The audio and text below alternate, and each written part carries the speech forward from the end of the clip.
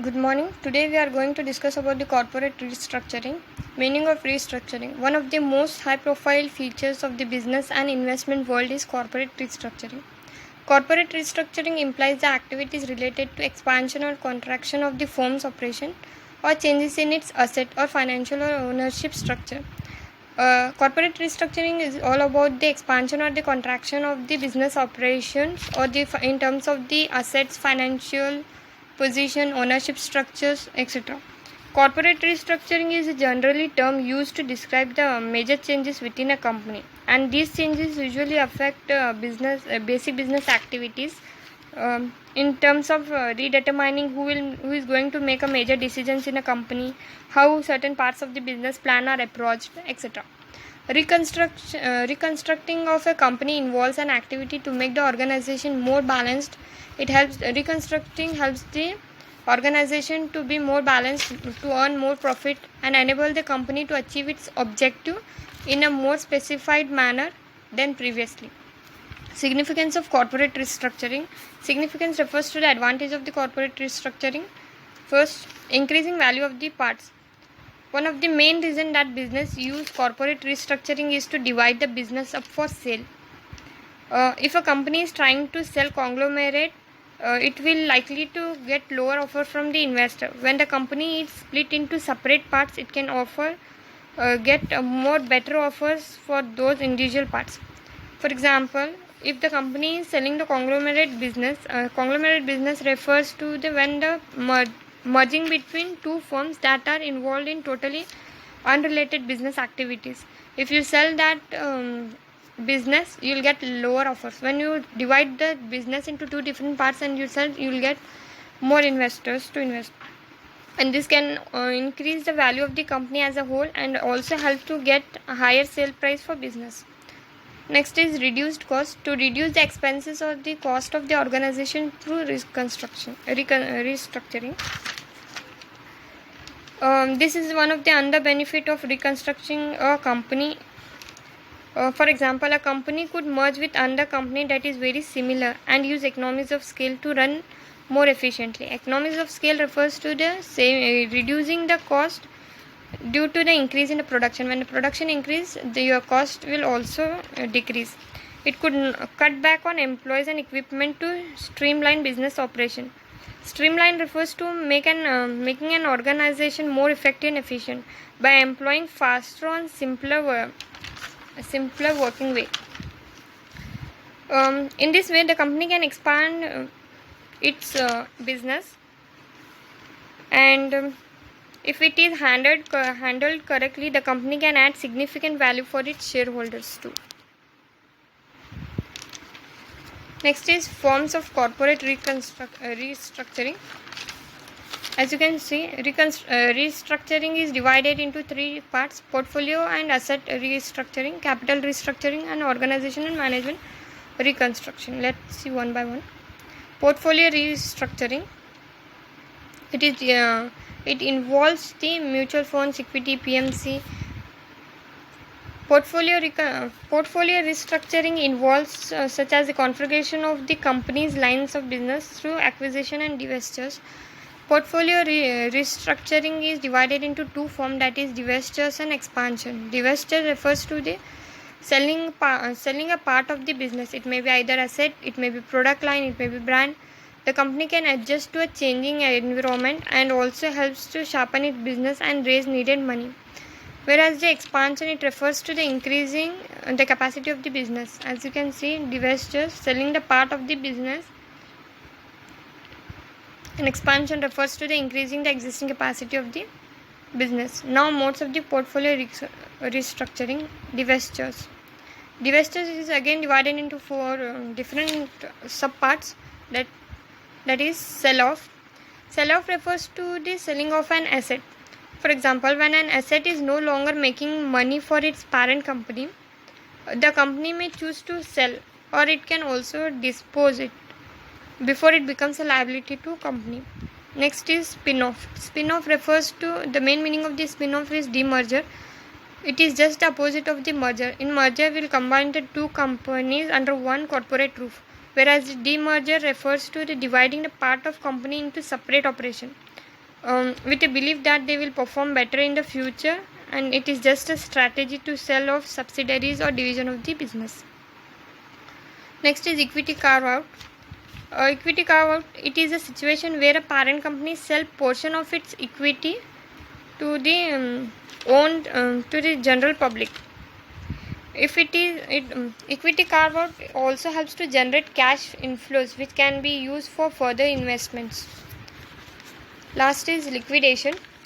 A business may go into decline when losses are made over several. If the business is continuously making any losses, then it may go for a decline. It has to shut down their business. The losses are set off against the part profit retained in the business, but clearly the situation cannot continue for very long period. Liquidation is because of the technological obsolescence, the financial losses, cash shortages, etc. Next, coming up to the expansions, merger. Expansion refers to, as I said, it refers to the increasing the existing capacity of the business. The expansion of the business capacity brings the additional funds to the business, and ultimately it increases the firm's profitability. Next is merger.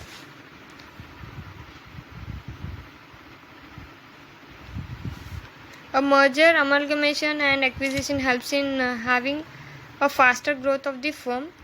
This is because of the present era of the LPG, such as liberalization, privatization, globalization. Because of this, it has the old theory.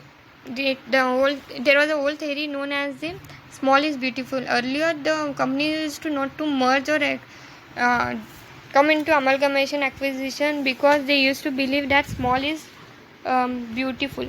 But now this theory has been replaced with a new concept, that is big is bountiful. Bountiful refers to large in quantity.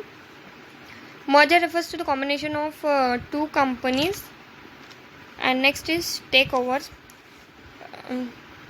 Takeovers, normally large companies take over a small company, but when a small company acquires a big company in a takeover mode, such situation is called as takeover by reverse bid. Joint ventures. Joint venture is a form of business combination in which two unaffiliated business firms contribute financially or physical asset as well as personnel to a new company formed to engage in some activity. Joint venture by domestic company with multinational company allow the transfer of technology reaching to the global market. And joint venture can be formed between domestic company and foreign enterprises in order to flow skill and knowledge from both the ways.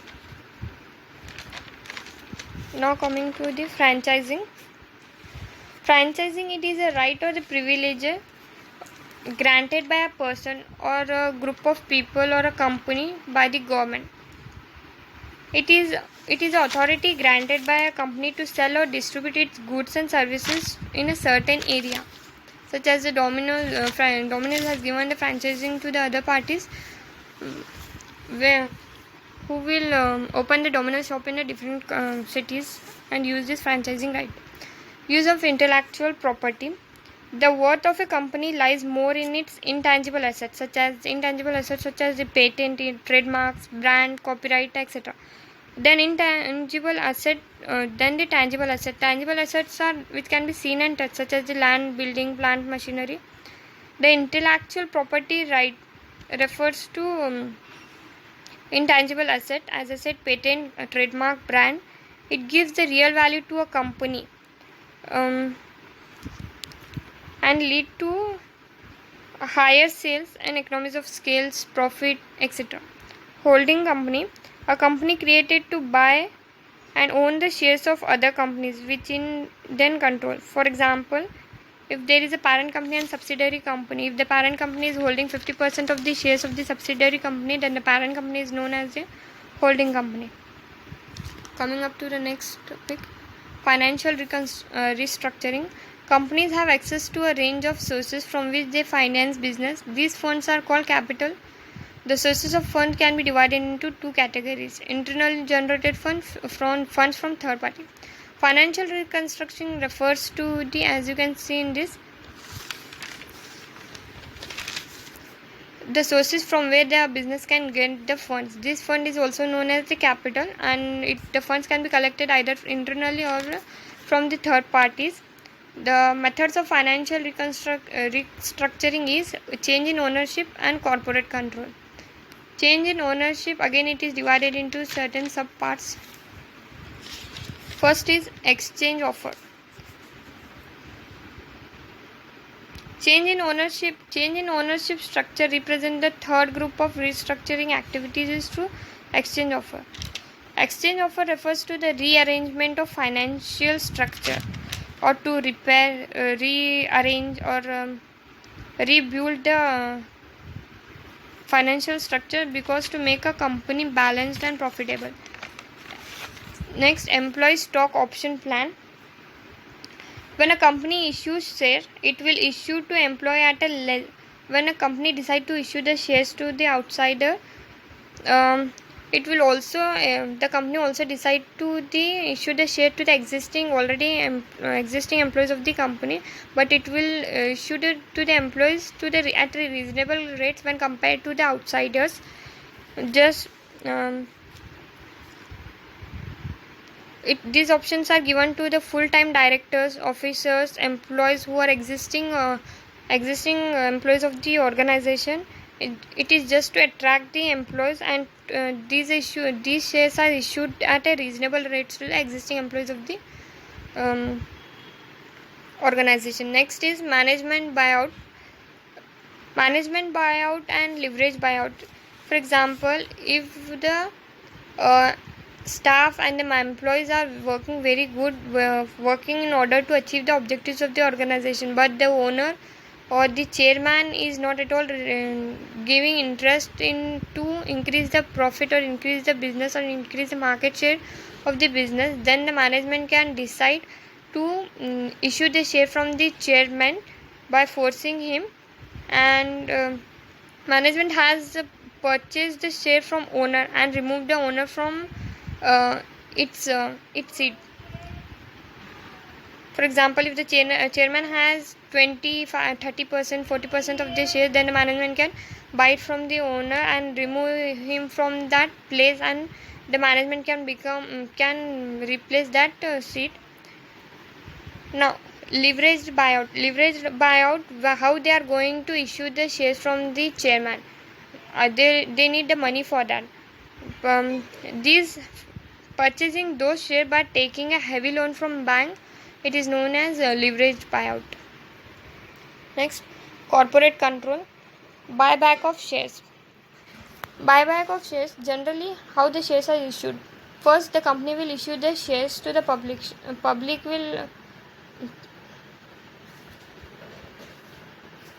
Then the shareholder will give the money to the company. In this way, the issue of the share has done, because they need, this is why the company issued the shares, because they need the fund, and shareholders needs the opportunity to invest in something.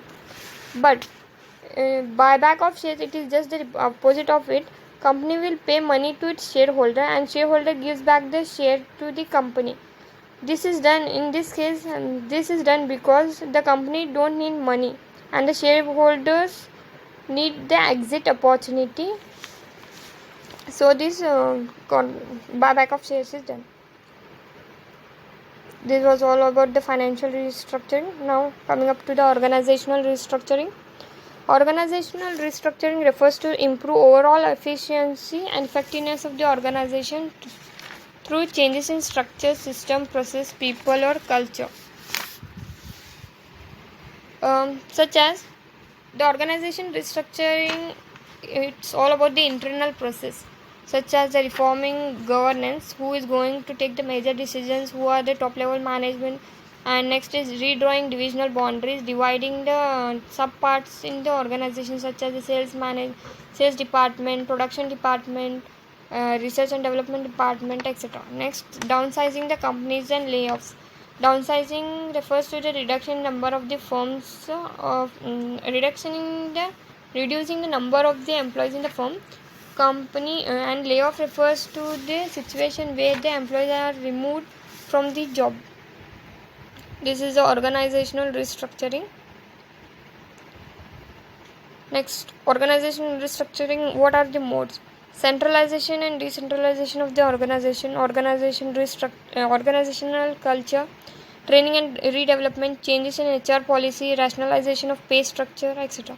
Let's see this one by one. Centralization and decentralization, as the picture clearly tells about. This is the difference between the centralization and decentralization. Right side it is a decentralization and left side it is a centralization. Centralization refers to the concentrating of authority on the top level management such as the CEO, owners, and it is practiced only in the small size organization, whereas the decentralization refers to the dividing of the authority among the lower levels of the administrative system. For example, sales manager of the sales department, manager of the research and development, manager of the production department, etc. Then it is practiced in only in the large size organization. The nature of the decision making in the organization can be changed due to the changes in the reporting levels or the hierarchy also. Next, organizational culture. Every organization has its own culture which they follow in order to continue their business and in order to achieve more success, more profit in the business. I have taken the example of the Domino's. You can see here Domino's has its own culture. They arrange the chair according to their cultures. They use the similar colors in their logo, in their delivery vehicle, employee uniform, and table chairs, shop decorations, and etc. The organization culture is a culture that all the people involved in the organization has to follow the same culture. Training and redevelopment, as you can see here. Imparting training to the workers enables the organization to cope up with better changing environment. Providing training to the employees of the organization will help to achieve the objective easily and also helps to sustain in the changing environment. Next is change in HR policy. You can see HR policies consist of the success goals, teamwork, lead by example, to motivate the employees, to mentor the employees, to inspire, to also consist of the vision, etc. The current HR policy of organization needs to be changed in accordance with the changing scenario. The HR department needs to enable the change management. Next is rationalization of the pay structure.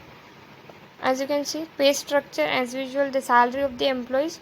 The present pay structure should be modified or it should be reevaluated to maintain the internal and external equity among the employees.